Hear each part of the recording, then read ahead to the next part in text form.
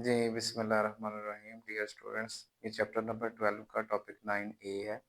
इसमें हमने electric potential और इलेक्ट्रिक फील्ड को as a potential gradient represent करना है और इलेक्ट्रिक पोटेंशियल के बारे में पढ़ना है कि इलेक्ट्रिक पोटेंशियल क्या होता है। पहले मैं आपको डिस्क्रिप्शन दूंगा, उसकी मदद से हम इलेक्ट्रिक पोटेंशियल को समझेंगे कि वो इलेक्ट्रिक पोटेंशियल क्या है। आपके पास ये एक बी प्लेट है दैट इज पॉजिटिवली चार्ज्ड और आपके पास ये एक ए प्लेट है दैट इज नेगेटिवली चार्ज, यानी ये पॉजिटिवली चार्ज प्लेट, ये नेगेटिवली चार्ज प्लेट।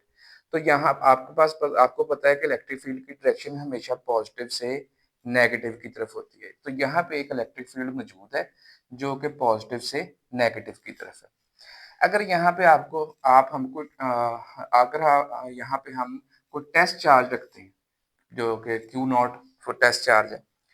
ये जो टेस्ट चार्ज होता है ये आपको पता है पॉजिटिव है, तो ये जो पॉजिटिव प्लेट है ये उसको रिपेल करेगी और ये नेगेटिव प्लेट उसको अट्रैक्ट करेगी, यानी पॉजिटिव चार्ज इलेक्ट्रिक फील्ड की डायरेक्शन में मूव करेगा बिकॉज उसके ऊपर Q not into E force लग रही है। हमने इलेक्ट्रिक फील्ड पढ़ी थी कि इलेक्ट्रिक फील्ड की जो स्ट्रेंथ होती है वो एफ ओवर क्यू नॉट के इक्वल होती है।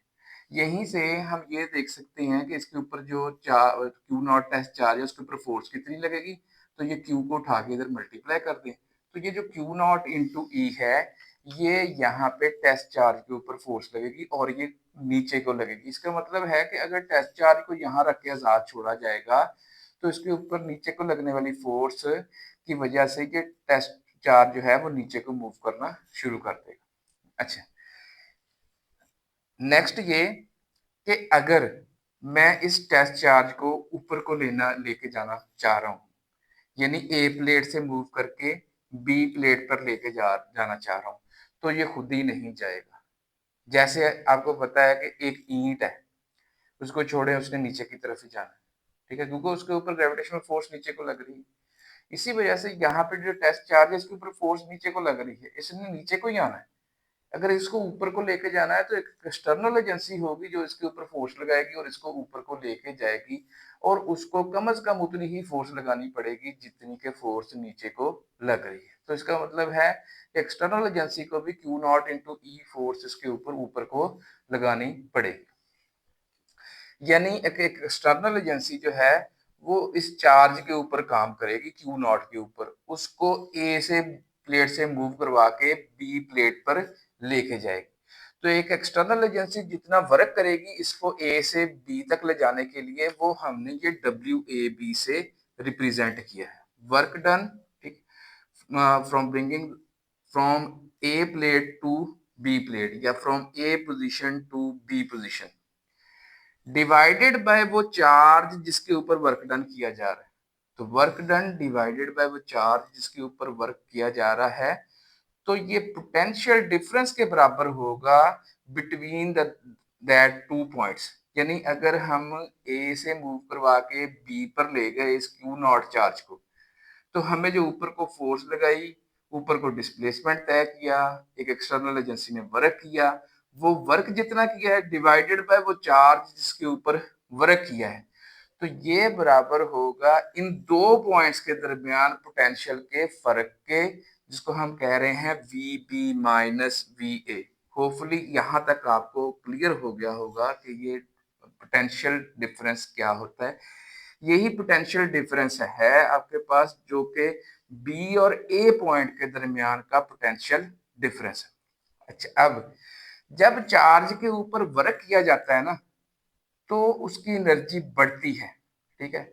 जब चार्ज वर्क कर रहा हो तो उसकी एनर्जी कम होती है। मैं इसकी मिसाल देता हूं कि जैसे हम एक ईंट ऊपर को उठा के लेके जाएंगे, ठीक है, तो उसकी जो जितना हम उसके ऊपर वर्क करेंगे, ठीक है, उतना उसकी पोटेंशियल एनर्जी में क्या हो जाएगा, इजाफा हो जाएगा। जब हम उसको वहां पे ले जाके फर्ज किया छोड़ दिया, तो जब वो वर्क कर रही है तो वो जितना वर्क करेगी उसकी पोटेंशियल एनर्जी क्या होगी, डिक्रीज होगी।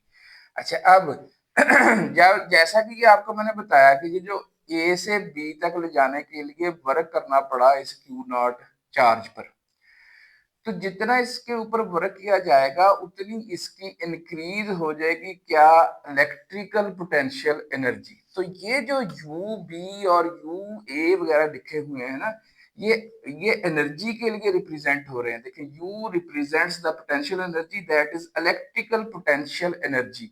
यू और वी में फर्क है। ये इलेक्ट्रिकल पोटेंशियल है, ये इलेक्ट्रिकल पोटेंशियल एनर्जी है।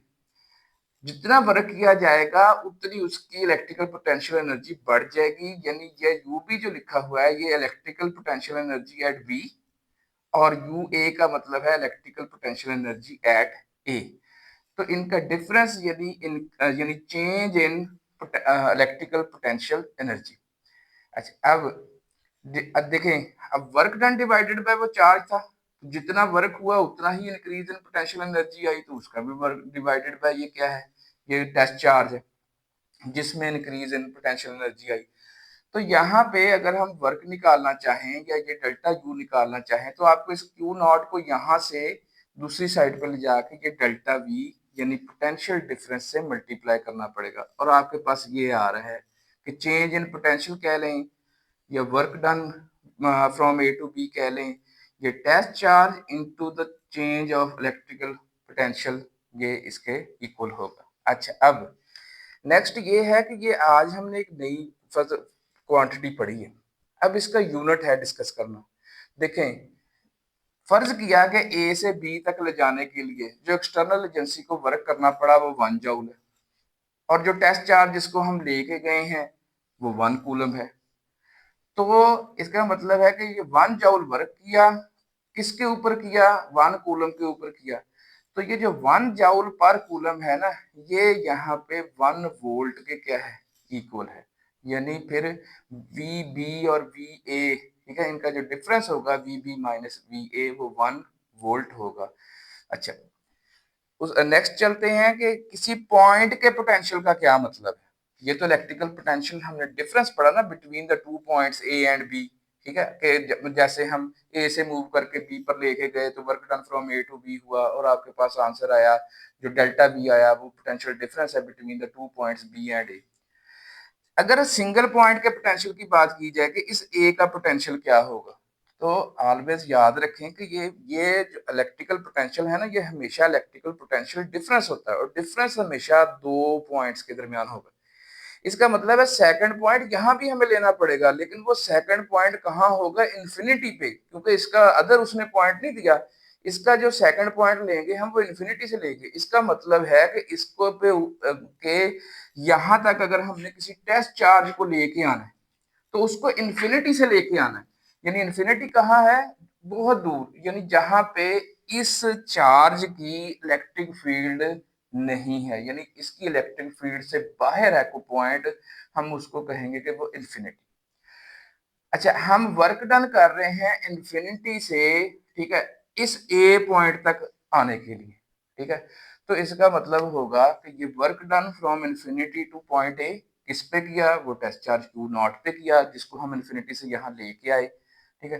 तो ये बराबर किसके होगा, ये देखें कहाँ से कहाँ लेके आए, इन्फिनिटी से ए पॉइंट पर लेके आए। तो अब ये V A minus we infinity, अब इन्फिनिटी पे क्या पोटेंशियल होगा इस चार्ज की वजह से, कोई पोटेंशियल नहीं होगा, उसको हम कहेंगे जीरो। तो फिर आपके पास वी ए माइनस जीरो, तो ये वी ए आ गया। जब किसी सिंगल पॉइंट के पोटेंशियल की बात की जाएगी, इसका मतलब होगा कि हम उसको उसको इन्फिनिटी से इधर ए पॉइंट पे लेके आ रहे हैं, तो ये भी असल में डिफरेंस ही होगा, लेकिन उसमें क्योंकि इन्फिनिटी का जो पोटेंशियल है वो जीरो है, तो जिसकी वजह से हम उसको इस पॉइंट का पोटेंशियल कह सकते हैं, जिसका रेफरेंस पॉइंट कहाँ होगा, इन्फिनिटी पे होगा। अच्छा, अब चलते हैं नेक्स्ट हमने ये किया है, ये सेकंड पोर्शन है इसका कि इलेक्ट्रिक फील्ड को एज अ पोटेंशियल ग्रेडियंट कैसे हमने रिप्रेजेंट करना है। देखें, इस चार्ज पार्टिकल पे जो ऊपर को फोर्स लगेगी ना, वो लाजमी तौर पे ये क्यू नॉट इंटू ई के बराबर होनी चाहिए जितनी इसके ऊपर नीचे को फोर्स लग रही है, तभी हम इसको ऊपर लेके जा सकते।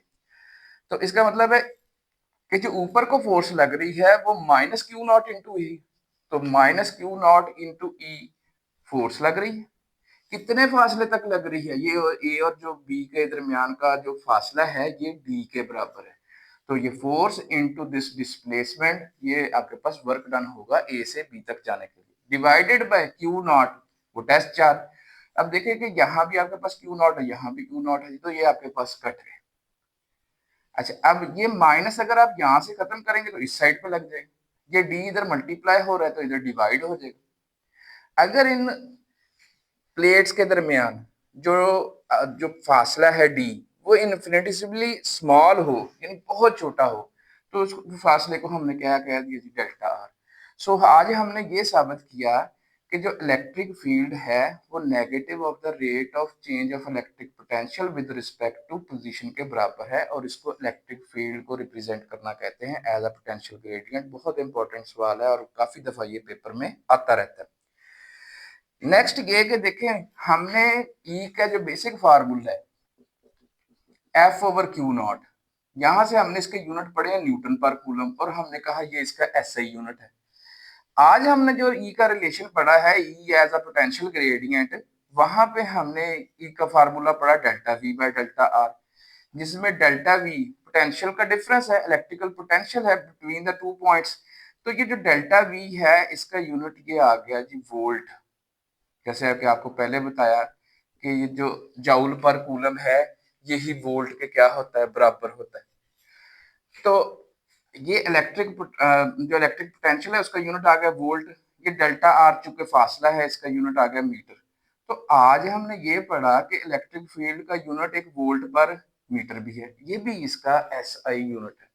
अगर इसको भी एसआई यूनिट कह रहे हैं, इसको भी न्यूटन पर कूलम को भी ऐसे यूनिट कह रहे हैं, तो इसका मतलब है ये बराबर होने चाहिए। तो ये भी शॉर्ट क्वेश्चन के तौर पे आ जाता है कि साबित करें वोल्ट पर मीटर को न्यूटन पर कूलम के। इसको साबित करना बहुत आसान है। आज हम देखिए वोल्ट पर मीटर से स्टार्ट करेंगे, न्यूटन पर कूलम पे जाके एंड कर देंगे। देखिए सब यहाँ से बात शुरू करते हैं कि वोल्ट पर मीटर। अब वोल्ट आपको पता है वो जाउल पर कूलम के बराबर होता है, ये आज ही हमने सीखा है। देखें ये आपके पास इलेक्ट्रिकल पोटेंशियल यानी इलेक्ट्रिकल पोटेंशियल डिफरेंस, इसका यूनिट है वोल्ट, वर्क का यूनिट है जाउल, चार्ज का यूनिट है कूलम। तो वोल्ट बराबर है जाउल पर कूलम। हमने वोल्ट को एक्सप्रेस कर दिया अभी जाउल पर कूलम। अच्छा, अब ये जो जाउल है, आपको पता है जाउल वर्क का या एनर्जी का यूनिट है। ये फोर्स इनटू डिस्प्लेसमेंट होता है, फोर्स का यूनिट न्यूटन और ये डिस्प्लेसमेंट का यूनिट मीटर। तो इसका मतलब है कि ये जो जाउल होता है ये न्यूटन मीटर के क्या होता है, बराबर होता है। तो जाउल की जगह हमने लिख दिया न्यूटन इनटू मीटर। तो यहाँ पे सिंपली मीटर मीटर से कैंसिल हो गया, आपके पास जो है इसका यूनिट आ गया न्यूटन पर कूलम। चले मिलते हैं फिर नेक्स्ट टॉपिक के साथ। बहुत शुक्रिया, जज़ाकल्लाह।